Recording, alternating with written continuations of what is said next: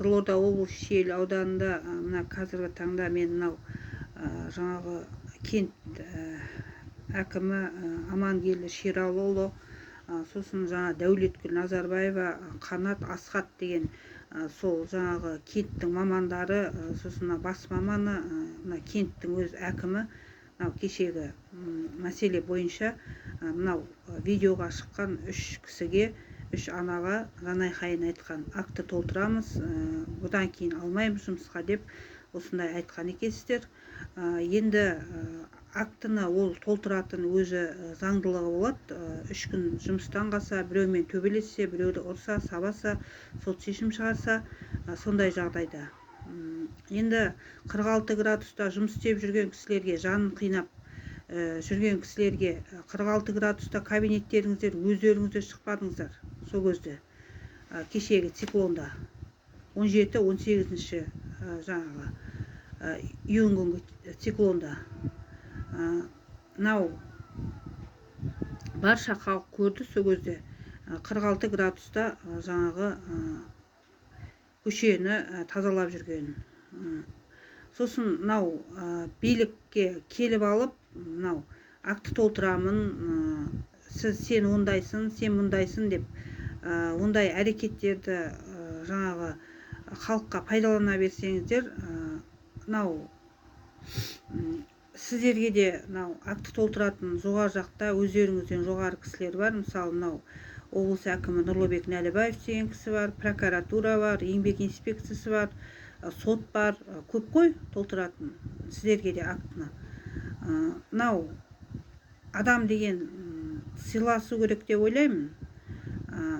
Оның бала шағасы бар, тағдыры бар оның алдында. Оны ертең акты толтырғасын еш жерге жұмыс қалмайды. Соны ойладыңыздар ма сіздер?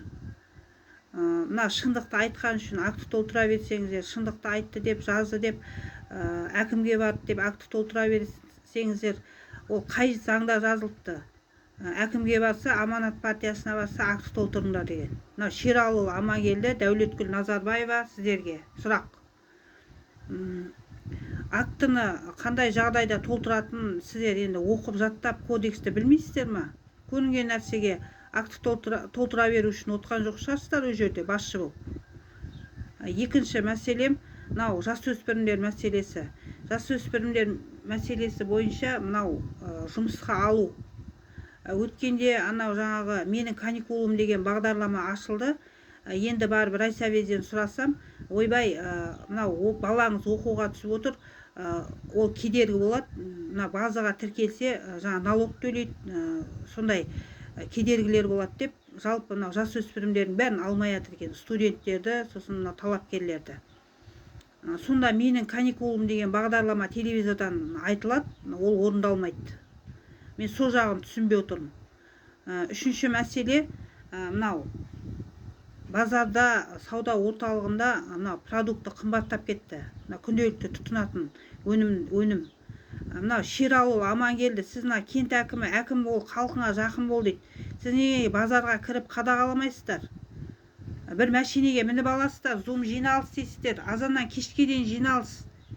Не деген бітпейтін жиналыс ол? Мен түсінбей отырмын. Не деген бітпейтін жиналыс? Базардың бағасын қадағалап, сауда орталығын қадағалап, күнделікті тұтынатын өнімдердің жаңа бағасын қадағалап, халыққа көмек бермейсіздер ме комиссияға? Қиналған, айыс балатын, мүгедектер, осал топтағы кісілерге. Сіз негізден негізсіз акты толтырып, халықтың берекесін алуға келдіңіз ба? Сонда билік басына 4 сентябрьде сайландыңыз, 23 жылы. Іштен ептірген жоқсыз кигелі. Ол сіз жолда еңбекштен бері қарай жол соқсаңыз, жаңағы қораларды істесеңіз, оның бәріне қаражат бөлініп отыр. Сіз передатчиксіз, екі ортадағы сол қызметті атқарушысыз. Сіз өзіңіздің қалтаңыздан жаңағы шығарып істеп атқан жоқсыз ол қораны жолда. Сыйласпайсыз ба халықпен? Балабиде әкім болдыңыз бір рет, бір әйелменен жаға жұлысып, Тасбөгеттің сотыменен, баланың соты бойынша. Өгізді де береке әпермедіңіз халыққа. Нұрлыбек Нәлібаев деген кісіге айтатыным, облыс әкіміне, менің сайланған жөнінде жаңағы бюллетенімді тауып беріңіздер. мына Шералов Амангелді деген кісіні мен сайлаған жөнінде кент әкімі қылып. Ол не деген сұмдық, не деген масқара. Оның алдында Ғабит Аманжолов деген кісі келді. Ол кісі де акт толтыр, үйт бүйт деп дистапной жаңағы концлагерде жүрміз ба біз? Жүрма. Мынау жаңа соғыстың кезінде концлагер деген болған. Адамды аяу дегенді білмейді. Не, мына циклонда бір 2-3 күн демалдырса болады ғой. Ақша береді, жан бермейді ешкім. Бұл не деген масқара, не деген сұмдық бұл? Нәлібаевқа құлақ қағыз. Жұмысшылар жылы деп тағайындаған президентіміз. Жергілікті жерде мамандар, басшылар, кент әкімі орындамай отыр. Жұмысшылар жылы деп тағайындаған. Жағдай жасамайды ешқандай. 46 градус ыстықта шашлик қылып, күннің астына мусор тергізіп қойған. Жарты ақшаларын жазам сұранғандарға деп, осындай табілдерін дұрыс толтырмаймын деп. Не қалтасына төлеп жатыр ма Шералұлы? Өзі де мемлекетке қызмет етіп, айлық алып отқан адам мысалы. Мынау Амангелді Шералыұлына, Назарбаева Дәулеткүлге, Қанат Асхат деген кісілерге заң аясында шара көруді сұраймын. Бір мәселе бар айтатын, жарық жөнінде. Қалқұлов Ғабит, свет мәселесі. 46 градус ыстықта көріп қалыңдар ма ремонтты? Не деген сұмдық, не деген масқара бұл? Оның алдында да жиі көшеді свет, онсыз да.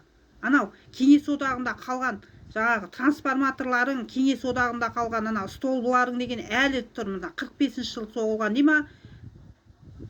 Неге ауыстырмайсыздар соны? Кезінде бір Сәден деген бір бастықтар келді.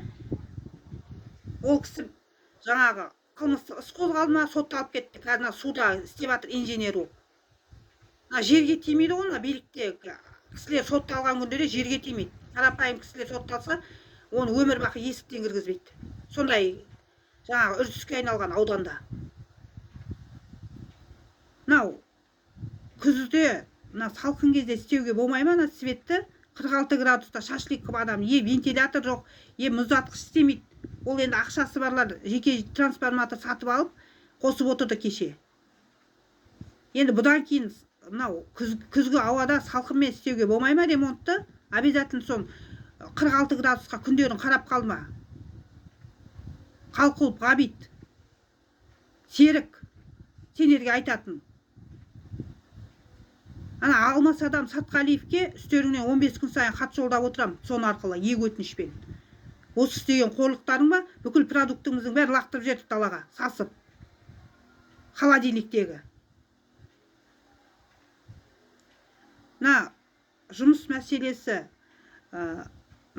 өздерінің адамдарына келген кезде, балдарына, қыздарына келген кезде есебін таба кетеді.